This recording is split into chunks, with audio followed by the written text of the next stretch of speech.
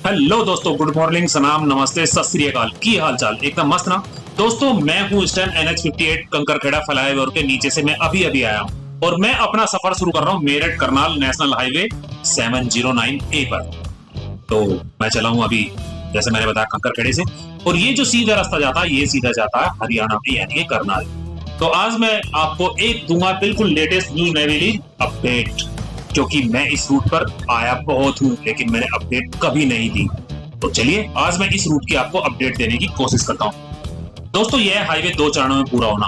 पहले चरण में 84 किलोमीटर जो ये मेरठ शामली से आपका जाकर के सीधा यमुना के ब्रिज तक, यानी यमुना नदी तक जाना है। और दूसरे चरण में यह आपका यमुना नदी से स्टार्ट होकर के करनाल तक के लिए।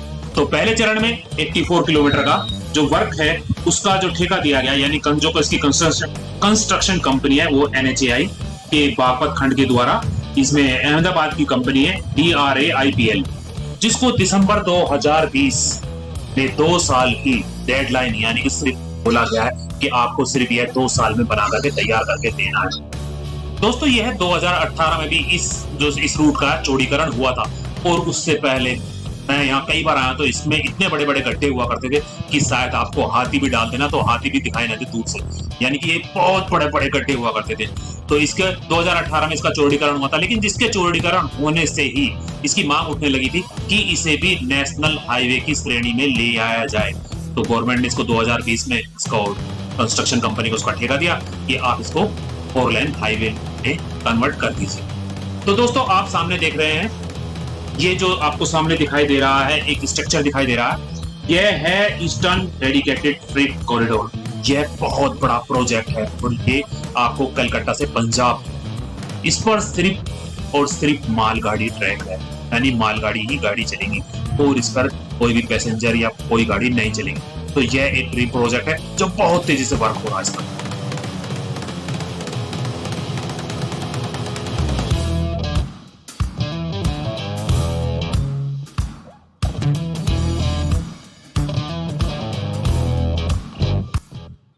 दोस्तों, मेरठ कंकरखेड़े से चलने के बाद जो सबसे पहला ऑन रोड गांव आता है वो आता दबथवा।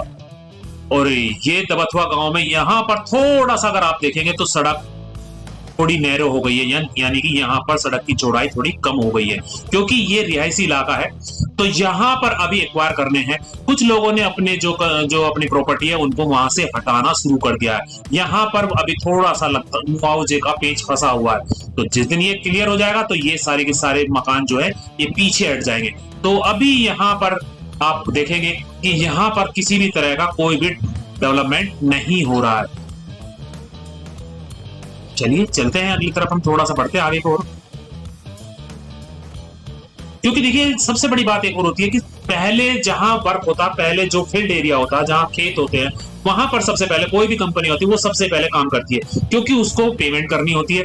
तो थोड़ा अब आप देखिए, यहाँ पर नाले का काम भी चालू हो गया है। तो आपने देखा ना मेरे लेफ्ट साइड में कि यहाँ पर नाला बनना शुरू हो गया। तो इससे आप अंदाजा लगा सकते हैं कि सड़क कितनी ज्यादा चौड़ी होगी यहाँ पर भी, क्योंकि पहले नाला और नाले के पीछे सर्विस लाइन और सर्विस लाइन के पीछे जाकर के तब जाके आप अपनी प्रॉपर्टी को बना सकते हैं, अपनी प्रॉपर्टी को, अपना कोई मकान जो भी है वो बन सकता है। तो अभी यहाँ ये देखिए साइड में चल रहा है, ये यहाँ पर नाला बन चुका है, बीच बीच में नाला बन चुका है, आप देख रहे हैं ना बाउंड्री वाल नाले की। तो दोस्तों, जैसे ही हम दुबथवा गांव को छोड़कर आगे बढ़ते हैं, हमें सड़क फिर चौड़ी दिखाई देने लगती है और एक अच्छे लेवल की सड़क दिखाई देने लगती है।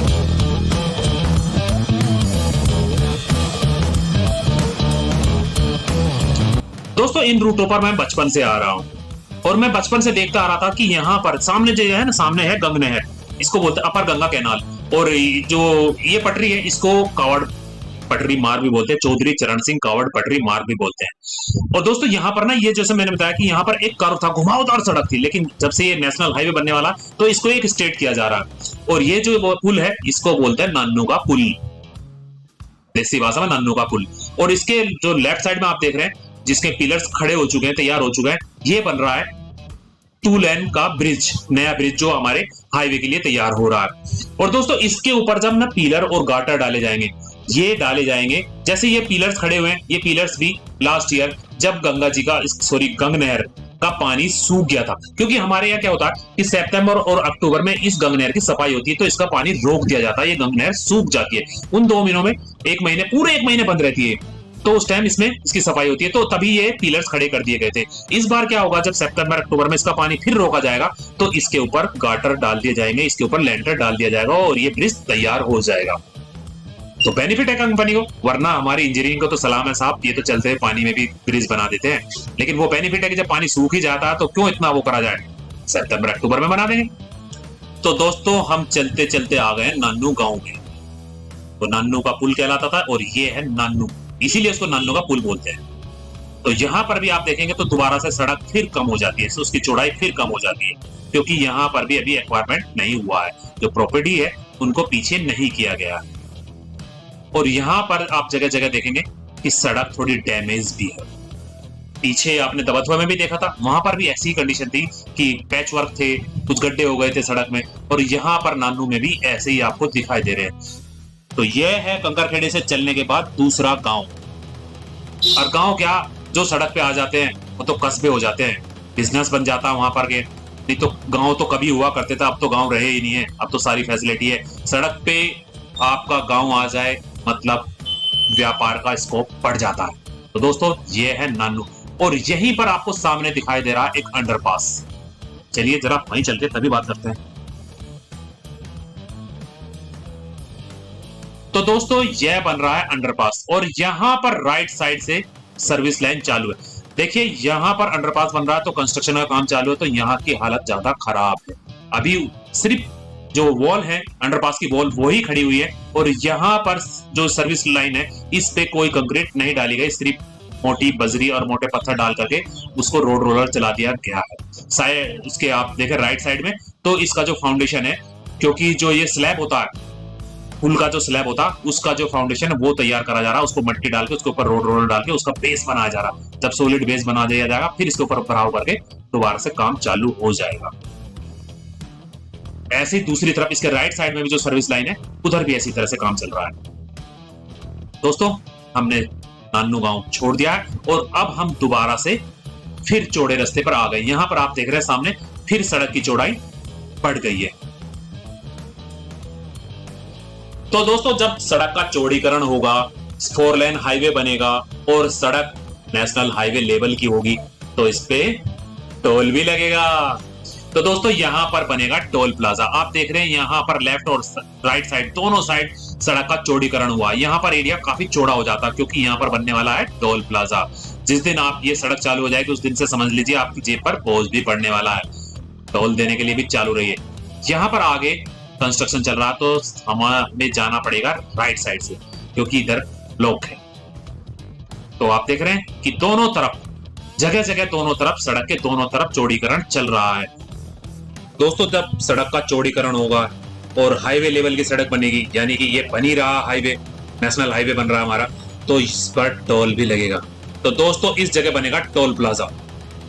नान्नू से निकलने के बाद लगेगा टोल प्लाजा, इसलिए यहाँ पर इतना आप देख रहे हैं इतना चौड़ीकरण हो रहा है, इतना ज्यादा एक्वायर की गई है जमीन यहाँ पर क्योंकि यहाँ पर बनेगा टोल प्लाजा। तो सफर का आनंद लेने के तैयार रहें, तो टोल देने के लिए भी तैयार रहें। जल्द ही इस पे बनते ही टोल चालू हो जाएगा। जैसे ही सड़क तैयार ऐसे ही समझो टोल तैयार।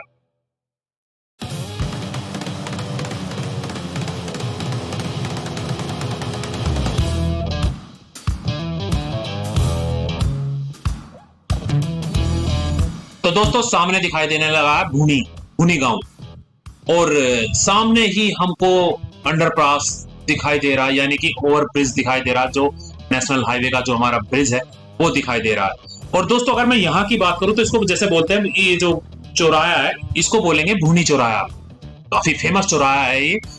अगर आप सरधना या दोराला या आप बड़ौद साइड के रहने वाले हैं, निर्ली बड़ौद के, तो उनके सबको जानकारी में भूनी चौराहा। तो दोस्तों मैं बात कर रहा था भूनी चौराहे की। अगर हम बात करें भूनी चौराहे से जो इसके अंडरपास से राइट साइड को चले जाएं तो हम चले जाते हैं सरधना दोराला और फिर सीधा मेरठ हाईवे पे निकल सकते हैं। और अगर हम यहाँ से लेफ्ट जाने की बात करें तो हम सीधा पहुंच जाते हैं बरनाला बिनौली होते हुए बड़ौद। और अगर मैं बात करूं दोस्तों इस सर्विस लाइन की, तो इसकी हालत है खराब। यह सर्विस लाइन बस मट्टी डाल के, गट्ठ डाल के, बजरी डाल करके इसको रोड रोड चला के छोड़ दिया गया। हाँ, ये अच्छी बात है कि इस पे पानी मार दिया गया जिससे डस्ट ना उड़े। ये बहुत अच्छी बात लगी मुझे, क्योंकि पीछे आपने देखा था तो बहुत जबरदस्त डस्ट उड़ रही थी, पूरी विंड स्क्रीन भी सारी धूल में होगी, उसको उतर के दोबारा अखबार मारना पड़ा। तो दोस्तों भूनी के बाद फिर हमें सड़क का चौड़ीकरण दिखाई देता और एक बहुत फर्स्ट क्लास सड़क दिखाई देने लगती है बनी हुई, कि आप एक्सीलेटर पैर रखें और अपना पूरा पंजा दबा दें और भागे चले जाएं। इस लेवल की सड़क हमको दिखाई दे रही है।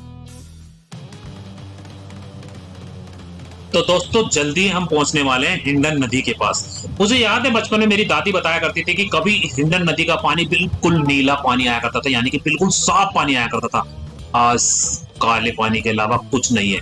यहाँ के बाद एक काली नदी भी आती है, कृष्णा नदी, काली नदी। तो मैंने भी देखा, मैंने तो कभी आज तक हिंडन नदी में पानी साफ देखा नहीं है। इतनी लाइफ मेरी भी होगी तो मैंने तो आज तक पानी साफ देखा नहीं, लेकिन दादी बताया करती है कि कभी जब मेरठ की तरफ को आते थे तो बिल्कुल साफ नदी आती थी। तो दोस्तों मैं बात कर रहा था हिंडन नदी के पुल पे। तो यहाँ पर कंपनी कंस्ट्रक्शन में ये शामिल है एक डबल लाइन का ब्रिज। ये भी बना था, ये जो ब्रिज है ये भी अभी रिसेंटली जब 2018 में हो तो इस पे काम हुआ था, और एक अब नया ब्रिज बनाया जा रहा है साइड में 2 लाइन का, और एक एक्स्ट्रा बनाया जा रहा है। तो जिस दिन ये दोनों ब्रिज तैयार हो जाएंगे तो फर्राटा भरने के लिए आप लोग तैयार रहे इस रोड पे। तो जैसे ही हम लोग हिंडन का पुल पार करते हैं आपको सामने दिखाई देता है वन क्षेत्र। दोस्तों मैं जैसे बचपन से मैंने बोला कि इस रास्ते पे मैं बहुत बार आया हूँ, तो मैं हमेशा ही देखिए इधर तो यहाँ पर और दूसरी तरफ अगर मैं बात करूं तो मुझे बरनावा वाले हिंडन नदी के पुल पर दोनों जगह एक जैसी फीलिंग आती है। उसको एकदम से ऐसा लगने लगता है जैसे मैं किसी हिल स्टेशन पे आ गया हूँ, क्योंकि ये वन क्षेत्र है और यहाँ पर लेफ्ट साइड और राइट साइड पूरा घना जंगल दिख जाएगा आपको अगर आप नीचे की तरफ उतरेंगे, और इनमें किक्कर के पेड़ सबसे ज्यादा दिखाई देते हैं। तो दोस्तों यह है वन क्षेत्र, और दोस्तों यहीं पर डिस्ट्रिक्ट मेरठ यानी जिला मेरठ की सीमा समाप्त हो जाती है। यहाँ के बाद लग जाता है जिला मुजफ्फरनगर। यहाँ से स्टार्ट हो गया है जिला मुजफ्फरनगर, और यहाँ पर देखें आप तो कोई खास वर्क आपको सड़क पे होता हुआ दिखाई नहीं देगा।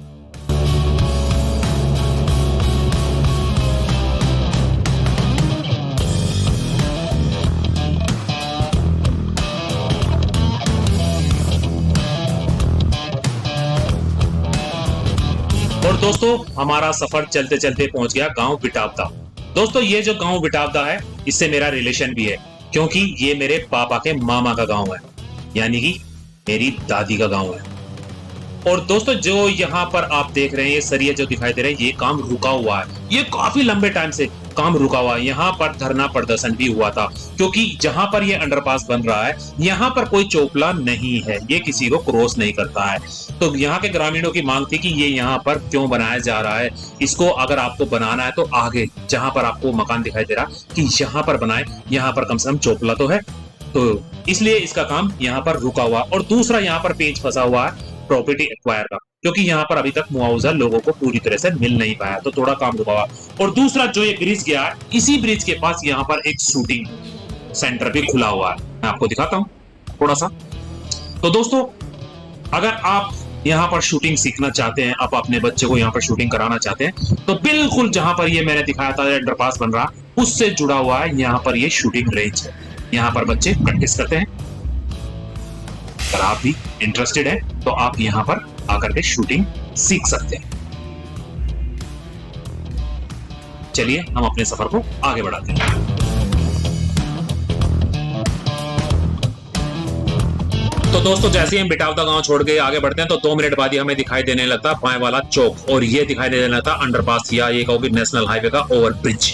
तो दोस्तों अगर मैं यहाँ की बात करूं तो यहाँ पर भी काफी काम हो चुका है, और यहाँ से अगर लेफ्ट की बात करूं तो लेफ्ट तो इसके जो अंडरपास के नीचे से रास्ता चला जाता बुढ़ाना, खतौली, मुजफ्फरनगर की तरफ को। और अगर राइट की बात करूं, सर्विस लाइन से इस राइट की बात करूं तो यहाँ से डोगट, कन्नड़, पुसार और आपका बामनुल्ली जो रोड होते हैं पहुंच जाता रास्ता बड़ौच। तो दोस्तों आज तक का मेरा अपडेट यहीं तक का। मैं नेक्स्ट अपडेट आपको नेक्स्ट वीडियो में दूंगा। आज तक की यही। आपको मेरी यह वीडियो कैसी लगी, पसंद आई, नहीं आई, मुझे लाइक करके कमेंट करके जरूर बताएं। और जिन लोगों ने अभी तक मेरे चैनल को सब्सक्राइब नहीं किया उनसे प्लीज रिक्वेस्ट है कि वो मेरे चैनल को सब्सक्राइब करें और बेल आइकन के बटन पे ऑल पे क्लिक करें, जिससे मेरे नई आने वाली वीडियो की जानकारी आप सभी लोगों तक टाइम से टाइम पहुंचती रहे। और एंड में कुछ मस्ती के पल जो मैंने रास्ते में खुद के लिए जिए, आपको अपडेट दिया और अपने लिए भी कुछ जी पल जिए, झलकिया।